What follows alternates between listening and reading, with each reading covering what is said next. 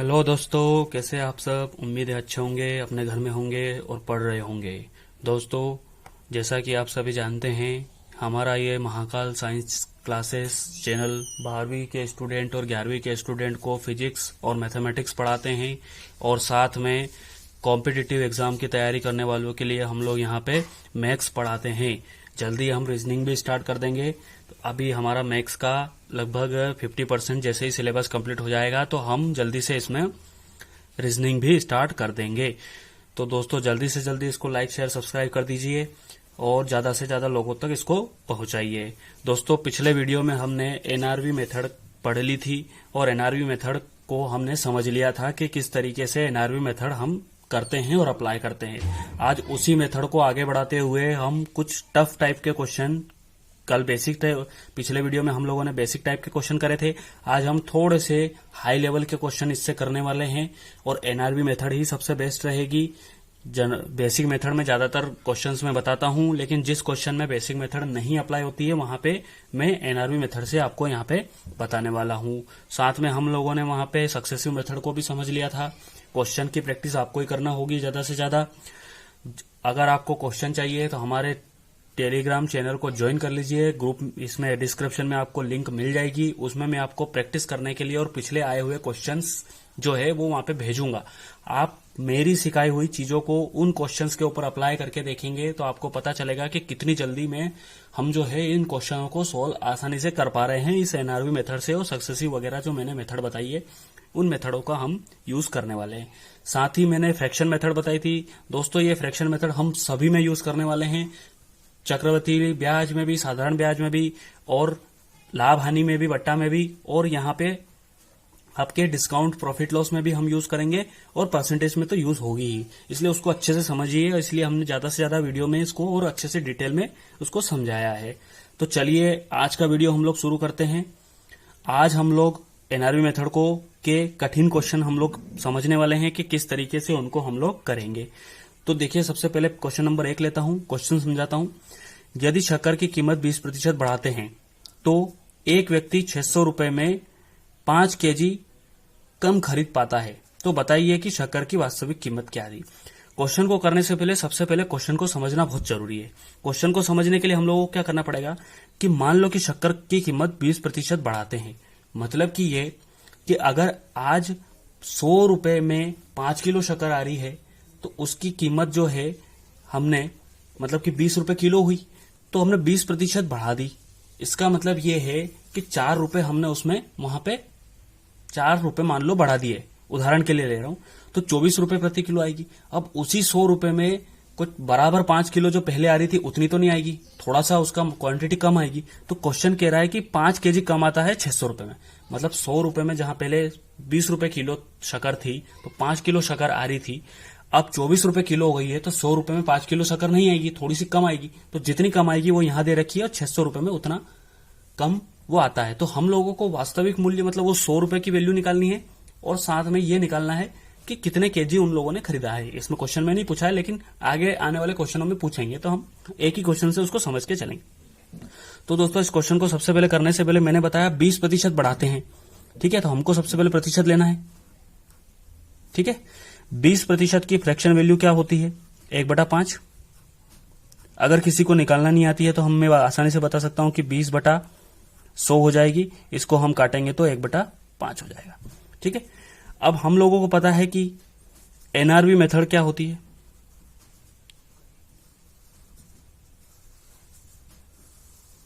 ये क्या है? खपत, एक तरीके से, मतलब कि नेट। ये क्या है? आपका दर, मतलब कि रेट। ये क्या है? वैल्यू, मतलब कि कीमत, ठीक है। अब हम लोग क्या कर रहे हैं कि दर को एक स्टेप में कम कर रहे हैं, दूसरे स्टेप में बढ़ा रहे हैं, या कम कर रहे हैं, जो भी उसमें क्वेश्चन के अंदर दिया हुआ है, ठीक है। यहां पे क्या दिया हुआ है कि दर, देखा ना क्वेश्चन में, कीमत, कीमत मतलब दर ही हुआ है ना, कि इतने रुपए प्रति किलो, इतने रुपए प्रति किलो। अब दर जो है वो 20% बढ़ी, मतलब पहले 5 थी तो वो 1 बढ़ के 6 हो गई, है ना। अब बोल रहे हैं कि वही 600 रुपए है, यहां पे भी वही 600 रुपए। मैंने बताया ना 20 रुपए किलो में भी हमारे पास 5 kg के हिसाब से 100 रुपए में आ रहे थे और उसी 100 रुपए में 24 रुपए के हिसाब से कितना है, मतलब हमारा पास वैल्यू वही है, पैसा उतना ही है, सिर्फ कम क्या होगी, क्वांटिटी कम होगी। मैंने बताया था कि जब भी ये सेम रहेगा तो ये एक दूसरे से यहां पे पलट जाएंगे, मतलब कि ये हो जाएगा 6, ये हो जाएगा 5। ठीक, ये पूरा रेशो है, क्योंकि रेशो में ही बात कर रहे हैं, है ना, एक्चुअल वैल्यू नहीं है। एक्चुअल वैल्यू निकालने के लिए हमको कंपेयर करना पड़ेगा। तो कैसे कराएंगे वो मैं बता दूंगा क्वेश्चन के अंदर। तो हमने क्या करा, फिर से समझो कि सबसे पहले 20% बढ़ाते हैं, देख लिया कि 5 है तो उसका दर जो है 6 करते हैं। अब जाहिर सी बात है, भाव बढ़ेगा तो उतने ही रुपए में उसकी क्वांटिटी कम आएगी, तो 6 से वो क्वांटिटी 5 हो गई, उल्टा हो जाता है क्योंकि सेम रेट है। आया समझ में? ठीक है, अब यहां पे हमको दिख रहा है कि पहले 6 मिल रहा था, अब 5 मिल रहा है। ठीक है, केजी मान लो, क्वांटिटी मान लो, कितना कम हुआ यहां पे, 1 कम हुआ। ठीक है, कितना कम हुआ, यहां पे हमको दिख रहा है कि 1 कम, मतलब 1 किलो कम हो गया कुल मिला के। लेकिन वास्तव में 1 किलो कम नहीं हुआ, क्वेश्चन के हिसाब से वास्तव में 5 किलो कम हुआ है। तो मतलब कि ये 1 किलो जो हमारा कम हुआ है वो वास्तव में 5 किलो के बराबर है। क्वेश्चन को समझना, 600 रुपए में 5 केजी कम खरीद पाता है, मतलब कि ये कि हमें यहां रेशो में दिख रहा है कि 1 किलो कम हो रहा है या 1 कम हो रहा है, लेकिन वास्तव में 1 किलो नहीं 5 किलो कम हो रहा है।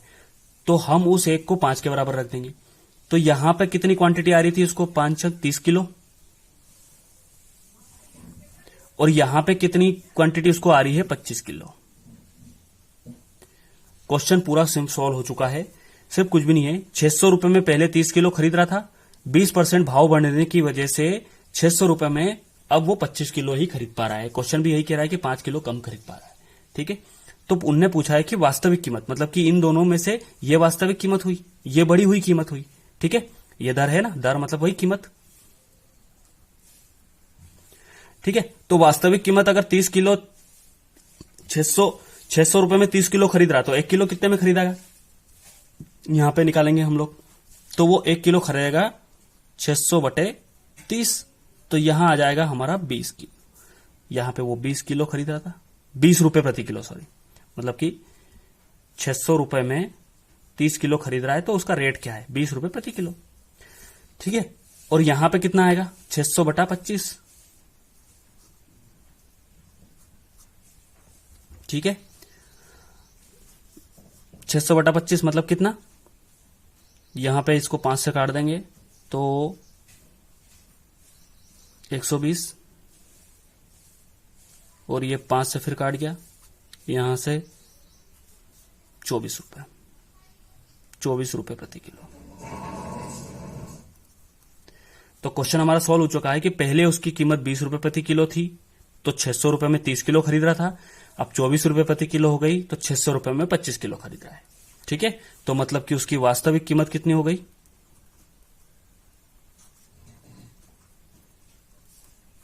वास्तविक कीमत होगी 20 रुपए प्रति किलो,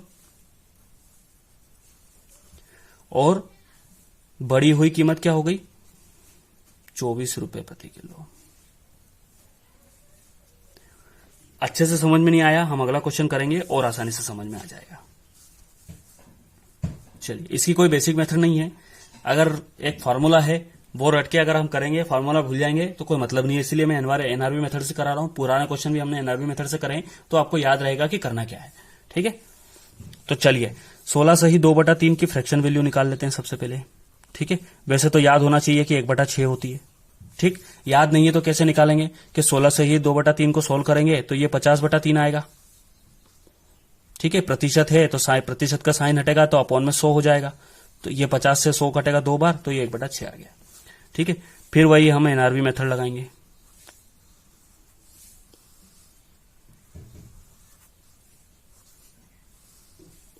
चलिए, ये केजी में मात्रा, ये दर और ये वैल्यू। ठीक है, हमेशा लिखने की जरूरत नहीं है, सिर्फ समझाने के लिए आपको लिख रहा हूं। कीमत की बढ़ोतरी होती है इतने प्रतिशत, मतलब कि पहले कीमत 6 थी, वो बढ़ के हो गई 7। ठीक है, तो एक व्यक्ति 1 रुपए में 5 केले कम खरीद रहा है, 1 रुपए में 5 केले, मतलब कि 1 रुपए, यहां पे भी 1 रुपया और यहां पे भी 1 रुपया, मतलब पहले 1 रुपए में कुछ 20 केले खरीद रहा होगा, अब भाव बढ़ गया तो अब जो है वो 5 केले कम, मतलब 15 केले खरीद रहा है। तो ये यहां पे कुल मिला के, अब अगर यहां सेम है तो ये पलट जाएगा ऊपर, मतलब ये हो जाएगा 7 और ये हो जाएगा 6। मैंने पिछले वीडियो में बताया आपको कि कैसे पलटता है ये। ठीक, अब हमको दिख रहा है कि यहां पे पहले 7 था, अब 6 हो रहा है। ठीक है, मतलब वो कितना कम खरीद रहा है, 1 कम खरीद रहा है। लेकिन वास्तव में वो कितने कम खरीद रहा है, 5 केले कम खरीद रहा है। ठीक है, ये पूरा कंपैरिजन है कि यहां पे हमको रेशो में दिख रहा है कि 1 किलो कम, मतलब 1 टॉफी, लेकिन वास्तव में वो 5 किलो के बराबर है या 5 केले के बराबर है। तो 7 बराबर कितना हो जाएगा, 35। ठीक है, और 5 बराबर कितना हो जाएगा आपका, 6, 30। मतलब कि पहले 1 रुपए में वो 35 केले खरीद रहा था, अब 1 रुपए में वो 30 केले खरीद रहा है। तो उनने दोनों मूल्य ज्ञात करिए। तो पहला मूल्य क्या हो गया कि पहले 1 रुपए में 35 केले खरीद रहा था, और वही अब 1 रुपए में आपको 30 केले खरीदेगा। ये 5 केले कम क्यों खरीद रहा है, क्योंकि इतना रेट उसका बढ़ गया। इतना आसानी तरीके से ये क्वेश्चन हो जाएंगे। बहुत सिंपल है, सिर्फ थोड़ा सा समझने की जरूरत है और थोड़ी सी प्रैक्टिस की जरूरत है। चलिए एक और क्वेश्चन करते हैं इसी के जैसा। चावल के मूल्य में 10% की कमी होने से कोई साहूकार 450 रुपए में 5 किलो चावल खरीद लेता है, तो उसका घटा हुआ मूल्य ज्ञात कीजिए। चलिए बात करते हैं। ठीक है, सबसे पहले तो 10% की फ्रैक्शन वैल्यू हम निकाल के रख लेंगे, जो कि है 1/10। ठीक है, मतलब कि वही 10/100, 0 से 0 गया तो 1/10 आया। ठीक, फिर एनआरवी लगाएंगे।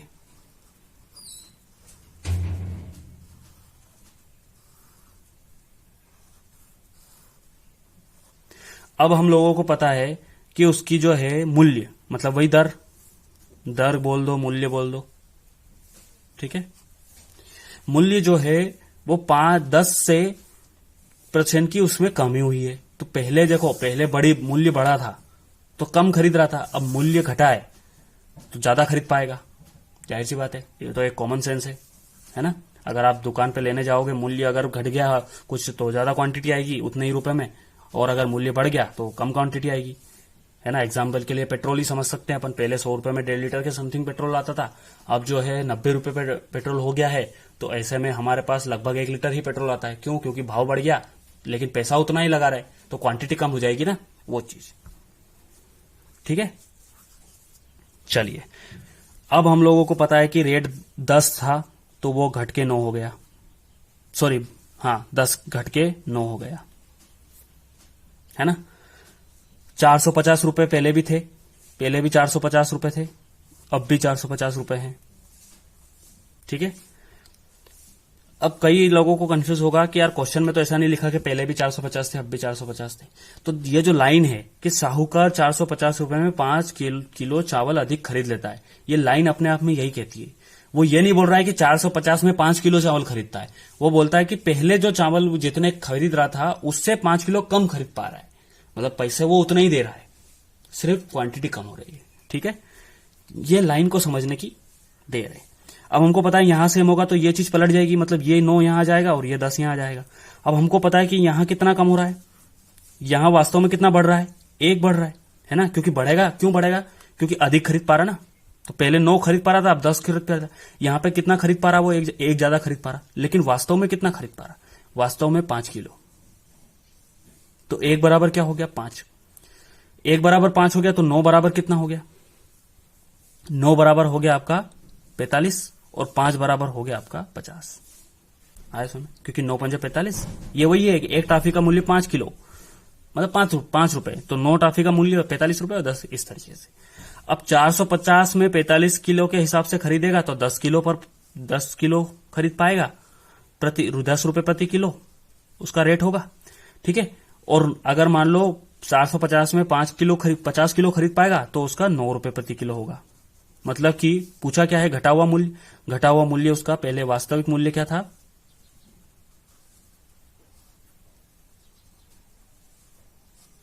वास्तविक मूल्य उसका 10 रुपए प्रति किलो था। ठीक है, प्रति केजी। और घटा मूल्य कितना हो जाएगा, 9 रुपए प्रति किलो। हाँ, अब इसी सेम क्वेश्चन में वो पूछ ले कि पहले कितने किलो चावल खरीदता था वो, अब कितने किलो चावल खरीदता है। ये सब अगर हम लोगों को देखना है तो यहां पे देख सकते हैं कि 45 किलो खरीद सकता था और 50 किलो अब खरीद रहा है। ठीक है, तो ये यहाँ पे अगर किलो में पूछे तो ये हमारा आंसर हो गया, और रुपए प्रति में पूछे तो ये हमारा आंसर हो गया। तो इस तरीके से हमारे ये 3 क्वेश्चन यहाँ पे एनआरबी मेथड से रिलेटेड जो है वो खत्म होते हैं। चलिए अब आगे बढ़ते हैं।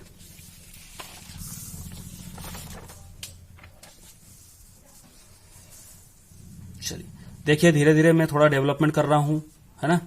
धीरे धीरे हमारे पास अगर थोड़ी व्यवस्था अच्छी हो जाएगी तो हम जो है आपको उस पर भी पढ़ाऊंगा, बोर्ड की इंतजाम भी हो जाएगा, तो फिर बोर्ड वगैरह भी जो आपको पढ़ाने वाला हूं। तो चलिए शुरू करते हैं। यदि अंडे के दाम में 20% की वृद्धि हुई तो कोई व्यक्ति 145 रुपए में 2 दर्जन कम खरीद सकता है, तो बढ़ा हुआ मूल्य है। सेम मेथड है, बार बार समझा रहा हूं। 20% की फ्रैक्शन वैल्यू निकाल लो, जो कि होती है 1/5।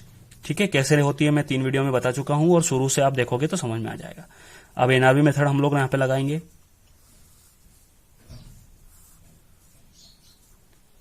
ठीक है, क्या हुआ, दाम मतलब वही रेट में 20% की वृद्धि हुई, मतलब कि 5 हुआ तो वो 6 हो गया, 5 से 6 हो गया, 1 बढ़ के। ठीक है, 145 रुपए में, और यहां भी 145 रुपए में। तो ये जब मैंने बोला कि यहां सेम होगा तो ये क्या होगा, पलट जाएंगे, तो ये हो जाएगा 6-5। ठीक है, अब यहां पे कितना कम हुआ, 1 कम हुआ, लेकिन वास्तव में 2 दर्जन कम खरीद पा रहा, तो 2 दर्जन के बराबर हो गया। ठीक है, तो यहां पे 6 बराबर कितना हो गया, 12, और 5 बराबर कितना हो गया, 10। मतलब पहले 12 दर्जन खरीद पा रहा था और अब जो है 10 दर्जन खरीद पा रहा है। बढ़ा हुआ मूल्य पूछा है, मतलब ये वाला मूल्य पूछा है। ठीक है, तो 145 में 10 दर्जन मतलब कि 14.5 रुपए प्रति दर्जन। अब देखिए, ये तो कॉमन सेंस है, हम दुकान वगैरह पे भी जाते हैं तो ये तो निकाल सकते हैं कि 145 रुपए में 10 दर्जन खरीद रहा है तो 1 दर्जन कितने का होगा। ठीक है, और नहीं भी आता है तो 145/10 कर देंगे तो पॉइंट लग जाएगा, तो ये आंसर आ जाएगा हमारा। चलिए, यहां पे हमारा एनआरबी मेथड लगभग खत्म हो जाता है। तो एनआरबी मेथड से हमने काफी सारे क्वेश्चन करे हैं। ठीक है, सक्सेसिव वाले भी एनआरबी मेथड से कर सकते हैं, और पिछले वीडियो में और भी कई सारे पैटर्न मैंने समझा रखे हैं। सबसे पहले हम पैटर्न सॉल्व करेंगे, उसके बाद हम लोग क्या करेंगे कि धीरे धीरे चीजों को बढ़ाते जाएंगे। जैसे कि हमारा जैसे ही पहला राउंड सिलेबस का खत्म हो जाएगा, दूसरे राउंड में हम आए हुए क्वेश्चन को फिर से करना चालू कर देंगे कि पुराने आए हुए क्वेश्चन में हमारी ये मेथड लग रही है कि नहीं लग रही। और अगर आप अपने लेवल पे घर पे प्रैक्टिस करते हो तो फिर तो बहुत अच्छी बात है। ठीक है, तो चलिए क्वेश्चन करते हैं। चमनलाल अपनी मासिक आय का 20% भोजन पर, 30% वस्त्र पर और 15% मनोरंजन पर खर्च करने के बाद 700 रुपए बचा लेता है। ठीक है, तो उसकी मासिक वेतन कितना होगा। अब इस क्वेश्चन को करना है, तो ये तो देखो सिंपल क्वेश्चन है कि मान लिया शुरू में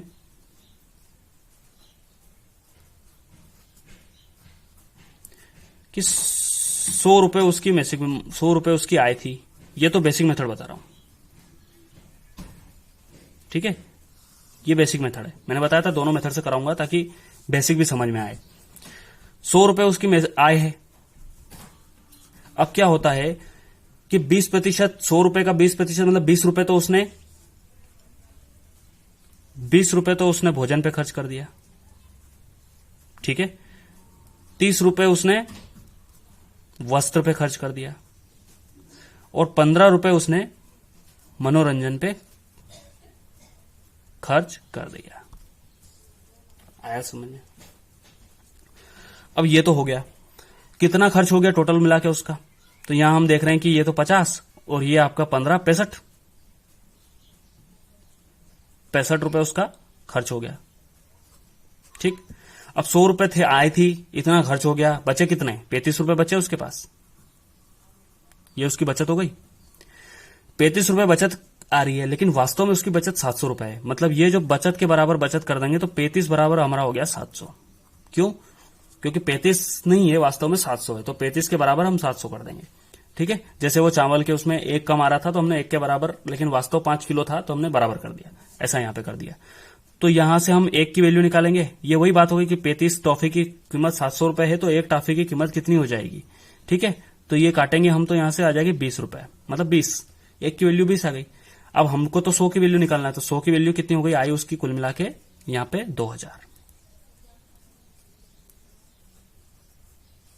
ये तो हमारा बेसिक मेथड हो गया। ट्रिक क्या बनेगी इसकी,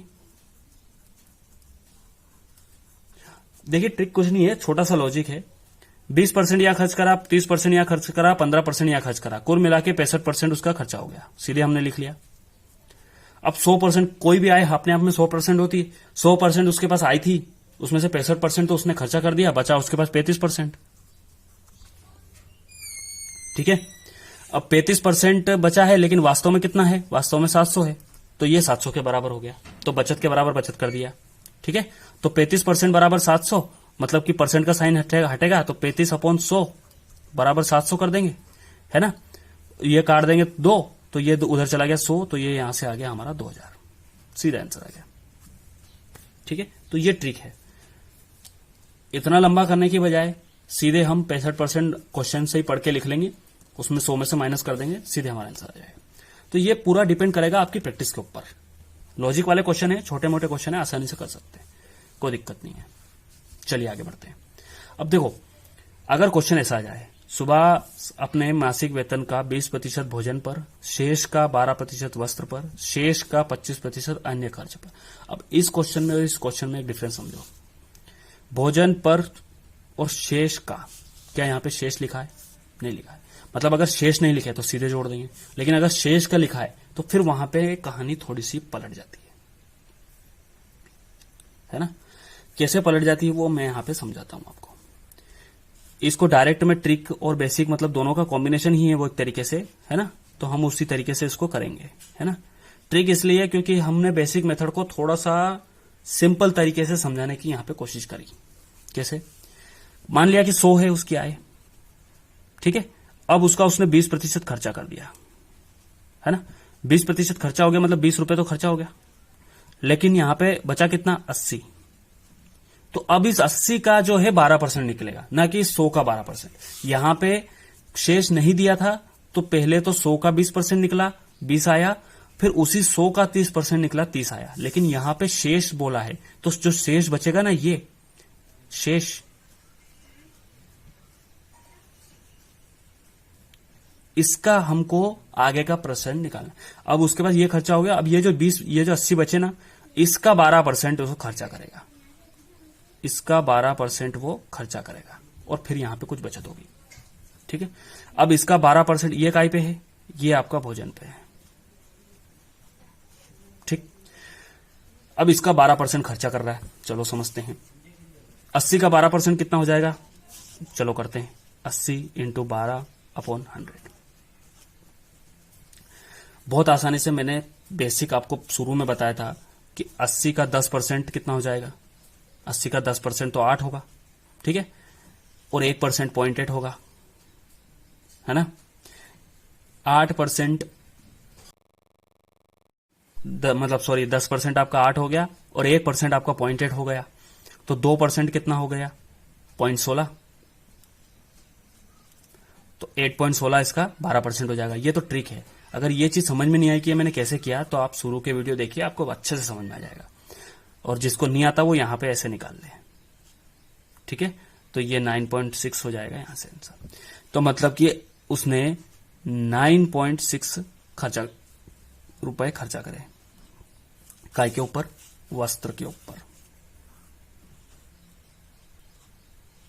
ठीक है।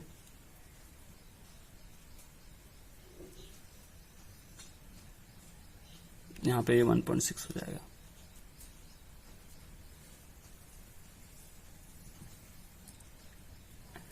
चलिए, अब 9.6, 80 में से 9.6 जाएगा तो कितना बचेगा? तो यहां पे हमारा बचने वाला है आपका 9 गया तो आपका 71, और 0.6 गया तो 70.4।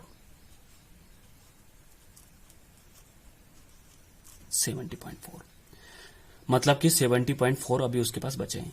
अब ये जो शेष बचे ना, इसका 25% वो उसका अन्य खर्च है, ठीक है, मतलब इसका 25%, तो इसका 25% हम यहां पे निकाल लेते हैं, और जो शेष बचेगा वो यहां ले लेंगे। अब 70.4 का 25% निकाल लेते हैं, 70.4 × 25/100, ठीक है। 25 से इसको काट दो 4 बार, इसको 4 से काट दो, ठीक है। 4 एकम 4, 3 बचा, 400 तो 28, 2 बचा 17.6। तो यहां पे हमारा आ गया 17.6। ठीक है, तो यहां पे हम इसको 4 से काट देंगे। ठीक है, तो हमारा आ जाएगा 17.6। अब 17.6 इसमें से माइनस कर देंगे तो बचा कितना, 70.4, और ये 17.6 इसमें से गया तो यहाँ आया 8, ये 9 में से 7 गया तो 2, और ये आ गया 5, मतलब कि 52.8। अब इतना कुछ करने के बाद उसके पास 52.8 बच रहा है, लेकिन वास्तव में 528 बच रहे थे, तो हम लोग शेष के बराबर शेष कर देंगे। ठीक है, तो यहां पे शेष कितना था, 52.8, और वास्तव में शेष कितना है, 528। तो 52.8 बराबर 528 हो जाएगा, तो 1 बराबर कितना हो जाएगा, 10, तो 100 बराबर कितना हो जाएगा, 1000। ठीक है, यहां से इसको काटोगे, यहां 10 आएगा, इससे कट जाएगा 10,000, तो 100 बराबर कितना हो जाएगा, 1000। अब इस क्वेश्चन के कई क्वेश्चन बन सकते हैं, जैसे कि उसने भोजन पर कितना खर्च किया, तो 20 बराबर 200 कर देंगे। ठीक है, 1 बराबर 10, तो 20 बराबर 200। ऐसा क्वेश्चन बन सकता है कि वस्त्र पर कितना खर्चा करा, तो उसने 9.6, तो 10 में 9.6 मतलब 96 रुपए का खर्चा करा। ठीक है, इसको और आसान बनाना है तो मैं आपको अभी एक और मेथड, इसको मतलब मेथड यही है, सिर्फ क्या करना है वो मैं बता देता हूं। ठीक है, और आसान बन जाएगा। ये जो पॉइंट में वैल्यू आ रही है ये भी हट जाएगी, बिल्कुल हट जाएगी। कैसे हट जाएगी मैं अभी आपको बता, चलिए तो मैं नया पेज ले लेता हूं और आपको बता देता हूं। देखो 100 मान के हम लोगों ने कर लिया पूरा क्वेश्चन। ठीक है, तो पॉइंट में बहुत सारी वैल्यू गई। अगर ये पॉइंट की वैल्यू हम नहीं चाहते हैं, है ना, तो और जल्दी निकालना चाहते हैं, तो इससे अच्छा है कि देखो कितने प्रतिशत है, 1, 2, 3 प्रतिशत है, तो हम 100 नहीं मानते हुए इसको 1000 मान लेंगे। क्या मानेंगे कि यहां पे हम लोग उसको, जो यहां पे 100 माना है ना, आए उसकी टोटल, उसकी हम 1000 मान लेंगे। कि मान लो उसकी 1000, 3 जीरो इसलिए लिए हैं क्योंकि 3% दिए, 2% देंगे तो 100 ले लेंगे, 4% देंगे तो 10,000 ले लेंगे। ठीक है, इससे आसान क्या होगा, देखो समझो, यहीं पे आपको डिफरेंस समझ में आ जाएगा कि अगर मैंने 20% शुरू में निकाला तो यहां 200 आ जाएगा और यहां आ जाएगा 800। ठीक है, फिर उसने खर्चा करा। ठीक है, कितना खर्चा करा, फिर 12% का खर्चा करा। अब 800 का 12% निकालना बहुत अच्छा, बहुत आसान है छन्नू। ठीक है, कैसे, 8 × 12, परसेंटेज से दो जीरो से 2 जीरो कट जाएंगे, है ना, आता है ना परसेंट निकालना, 800 × 12%। यार ये मार्कर चल नहीं रहा, पेन ले लेता हूं। ठीक है, तो ये छन्नू आ गया। ठीक, अब 800 में से छन्नू घटा देते हैं तो हमारा क्या आ जाएगा, 704। ठीक, अब 704 का 25% निकालना है, क्योंकि उसने अगला खर्चा कहां किया है, ये यहां पे दिख रहा है 25% शेष का। तो 704 का 25% हम लोग निकाल देंगे तो वो हमारे पास आ जाएगा 176। ठीक है, 704 का 25% काट देंगे 4 से इसको काट देंगे तो 176 आ जाएगा। ठीक है, तो 176 आ गया। अब ये 176 इसमें से घटा देंगे तो हमारे पास आ जाएगा 528, या जो भी आए। ठीक है, 528 ही आना चाहिए, खैर। ठीक है, तो इस तरीके से हम लोग यहाँ पे, हो सकता है ये गलत निकला हो, अब यहाँ पे निकाल लेना, एक बार निकाल लेता हूं मैं। 4, 3, 7, 6, सही है। ठीक है, तो हमारा आंसर आ जाएगा यहाँ पे कुल मिला के, तो यहाँ पे वही 528 बराबर 528 हो जाएगा।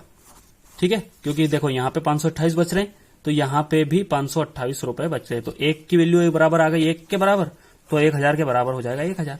ठीक है, जैसे यहाँ पे 100 के 10 आया था तो हमने गुणा कर दिया था, 10 से 1000 हो गया था, उसके 1000 हो जाएगी। अब यहाँ पे कोई कुछ भी पूछ ले, वस्त्र पे कितना खर्चा हुआ, 200 रुपए, और वहां पे खाने पे कितना हुआ, 200 रुपए, वस्त्र पे कितना हुआ, 96 रुपए, और आपका अगर क्वेश्चन में आ गया कि शेष खर्च उसका कितना था तो 176। ठीक है, वस्त्र पे खर्चा करने के बाद कितने रुपए बच रहे थे? 800। सॉरी, वस्त्र पे मतलब भोजन पे खर्चा करने के बाद कितने रुपए बच रहे थे? 800। वस्त्र पे खर्चा करने के बाद उसके पास कितने रुपए बचे? 704। मतलब कि इनमें से कुछ भी पूछ ले, आपके हाथ में सारे क्वेश्चन के आंसर रहेंगे। तो ये हमारा यहाँ पे पैटर्न शेष वाला भी खत्म होता है। चलिए अगला क्वेश्चन लेते हैं जल्दी से। 3 क्वेश्चन और करेंगे हम लोग इसी पैटर्न के आधारित, इसी पे आधारित रहेंगे वो।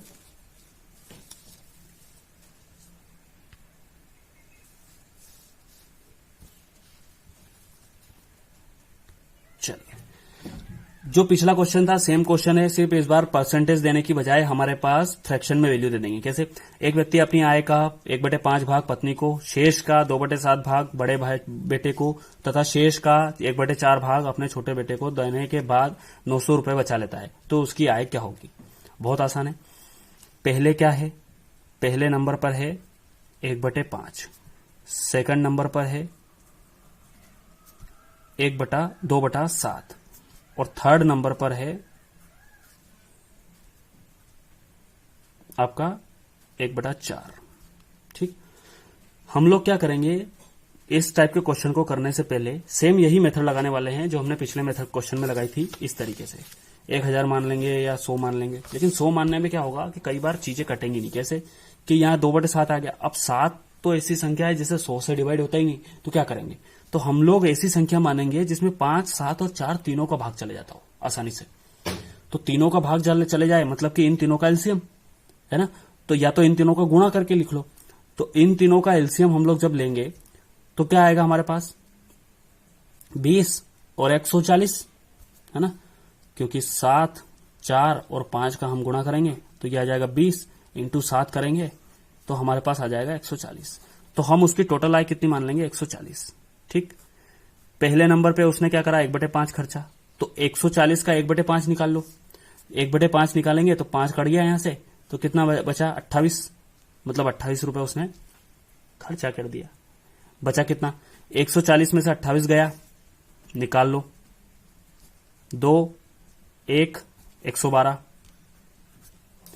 उसका 2/7 शेष का बोला ना उसने क्वेश्चन के अंदर, तो हम शेष का लेंगे।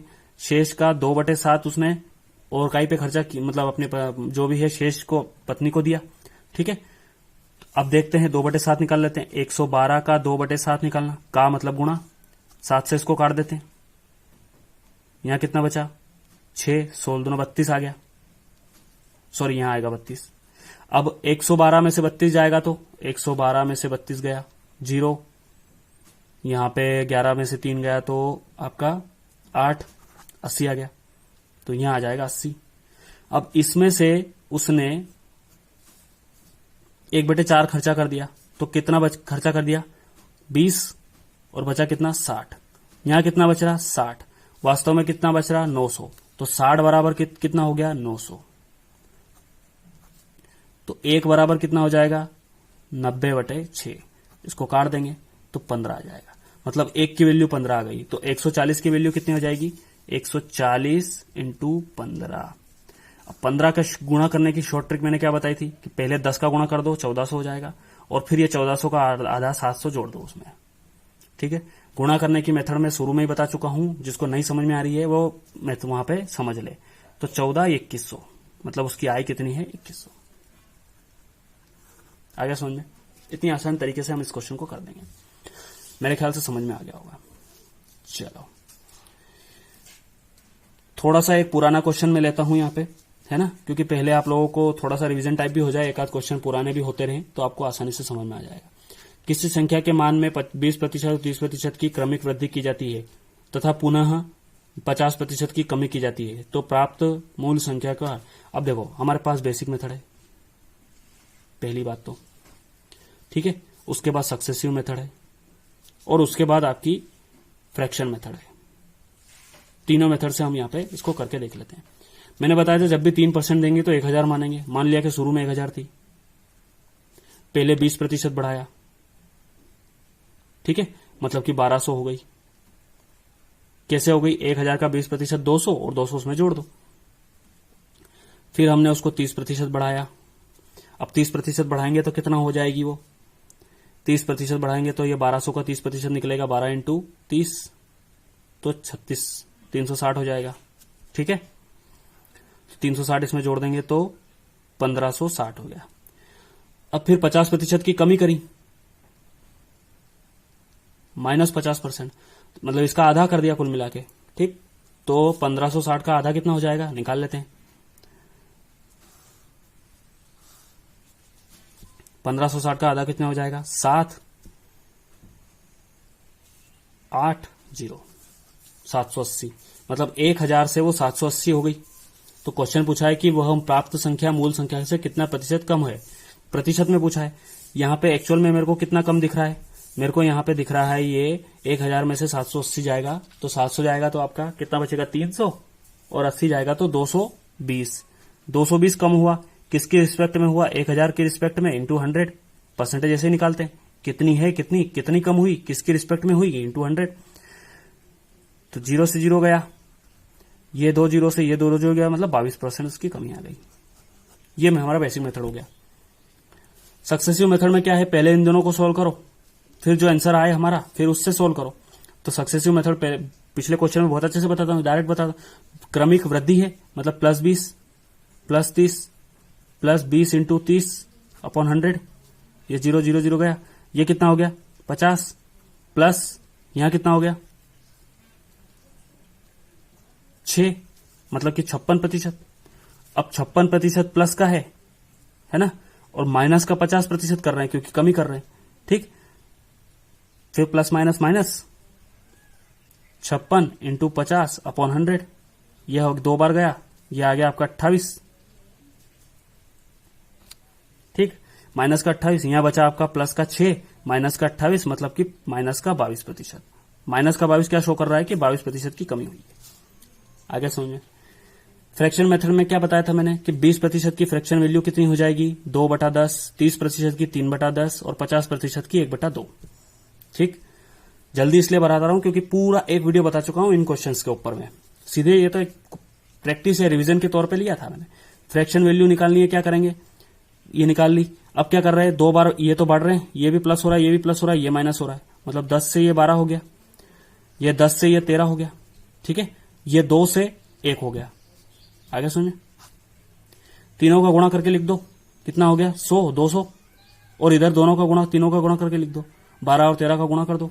ठीक है, तो ये इससे आगे आप लोग यहां पे सोल्व कर लेना। ठीक है, गुणा करने की टेक्निक मैंने बताई थी, 12 और 13 का गुणा, सीधे मल्टीप्लीकेशन, 6 5 1 156।